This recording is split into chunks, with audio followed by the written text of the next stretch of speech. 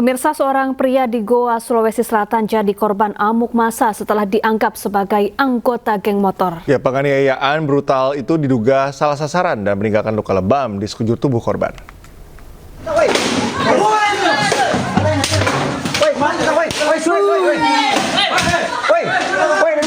Dalam video amatir warga, tampak korban Muhammad Takdir, 21 tahun dikeroyok sekitar 7 pemuda di Dusun Bonto Kapong, Desa Tinggi Mae, Kecamatan Barongbong, Goa, Sulawesi Selatan.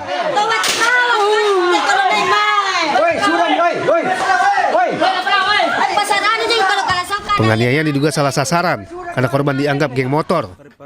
Akibatnya korban menderita memar dan lebam di sekujur tubuh.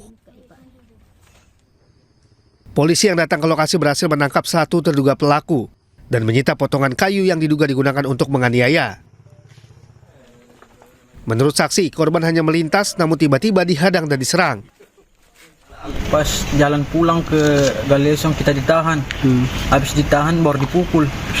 Cabukkan baju jadi salah lari. Terus teman tak? Terus temanku dikeroyok. Ada sekitar berapa orang itu?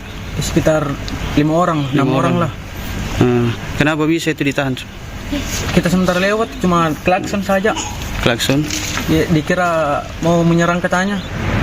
Pada saat itu ada kelompok pemuda mungkin sekitar 6-7 orang. Kemudian ada motor yang melintas berboncengan 2 orang. Masyarakat yang pada saat itu atau kelompok pemuda yang saat itu lagi menonton langsung menghadang motor yang melintas tersebut. 1 orang sudah ditangkap, sementara 6 pelaku lainnya masih diburu polisi. Dari Goa, Sulawesi Selatan, Bukma, iNews melaporkan. Seorang pendaki asal Sukabumi, Jawa Barat tewas saat mendaki Gunung Slamet di jalur pendakian via Bambangan, Purbalingga, Jawa Tengah. Diduga korban kelelahan dan terjatuh ke jurang sedalam 30 meter saat mencoba mencapai pos 5.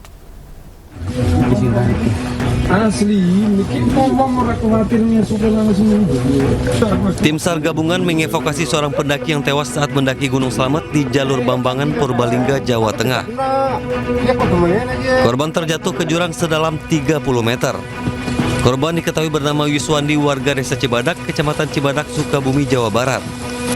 Diketahui saat mencapai pos 5, korban tiba-tiba lemas dan tak sadarkan diri hingga kemudian meninggal dunia. Pendaki berusia 46 tahun ini tewas akibat kelelahan. Tim SAR gabungan diberangkatkan untuk mengevakuasi korban.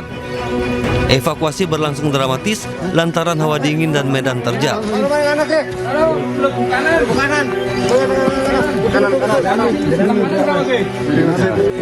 Setelah melalui pemeriksaan medis, jenazah segera dibawa ke rumah duka untuk dimakamkan. Dari Purbalingga, Jawa Tengah, Catur Edi Purwanto, iNews melaporkan. Pemirsa, kecelakaan melibatkan minibus dengan kereta pengangkut BBM terjadi di Simalungun, Sumatera Utara, menewaskan 3 penumpang minibus. Sementara di Tangerang, Banten, seorang wanita lansia tewas seketika usai tertabrak kereta bandara. Perdagangan, kota perdagangan. Ada anak bayinya udah dibawa ke. Inilah detik-detik sebuah minibus tertabrak kereta pengangkut BBM di Kabupaten Simalungun, Sumatera Utara. Ya Allah. Kronologinya. Minibus berpenumpang 9 orang melintasi perlintasan tanpa palang pintu kereta. Diduga sopir tak berhati-hati dan tidak mendengar peringatan kereta yang akan melintas. Akibatnya minibus tertabrak dan terseret sejauh 50 meter.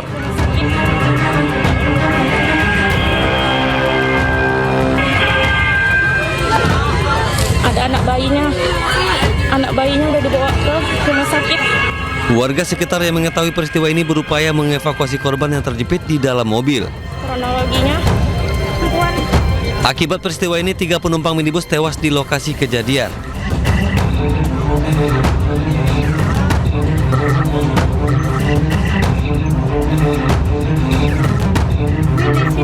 Sementara itu, seorang wanita lansia warga Tanah Tinggi, Kota Tangerang tewas tersambar kereta bandara saat akan melintas di rel kereta di kawasan Tanah Tinggi, Tangerang, Banten. Menurut saksi mata, korban yang berada di perlintasan rel tak menyadari adanya kereta bandara yang akan melintas. Korban tewas seketika di lokasi.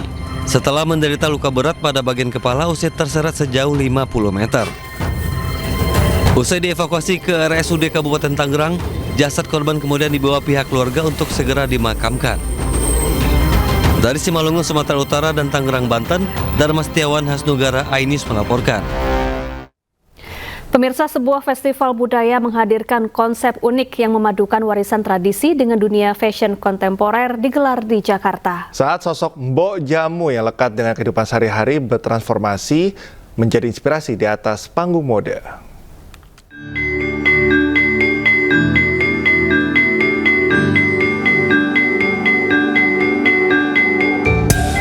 Final Fashion Show Tradition Meets Culture menjadi salah satu momen puncak dari acara Ki Jamu Festival edisi Juli 2025. 10 finalis desainer muda menampilkan karya-karya terbaik menafsirkan ulang filosofi Mbok Jamu ke dalam busana bergaya kontemporer. Fashion Show menghadirkan harmoni antara nilai tradisi dengan ekspresi modern.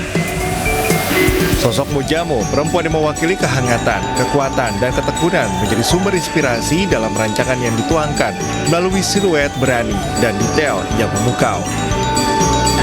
Kegiatan diadakan gabungan pengusaha jamu dan obat tradisional Indonesia didukung acara Ki dan larutan penyegar cap badak. Sebuah bentuk komitmen untuk mempopulerkan jamu sebagai bagian dari gaya hidup masa kini. Di sini kita bisa melihat busana bisa dengan kreativitas bisa menjadi sesuatu yang avant-garde, sama halnya berharap menginspirasi teman-teman yang lainnya melihat kembali ke warisan budaya yang kita miliki. Kompetisi telah dimulai sejak bulan Mei, dimulai dari tahap sketch showcase, di mana para peserta mengirimkan rancangan busana yang mengusung tema Mbok Jamu dalam gaya modern. Bahwa jamu Nusantara ada sesuatu yang harus dilestarikan dan diwariskan pada generasi muda, karena jamu Nusantara adalah identitas, warisan, dan juga local wisdom Indonesia, seperti itu. Lebih dari sekedar kompetisi fashion show Tradition Meets Culture menegaskan bahwa tradisi dapat diangkat dengan gaya yang segar, berani, dan penuh cerita. Ketika warisan lokal dijahit dengan kreativitas yang lahir bukan hanya busana, melainkan identitas yang terus hidup. Dari Jakarta, Henry Aprila, Sagu Santo Budi, iNews melaporkan.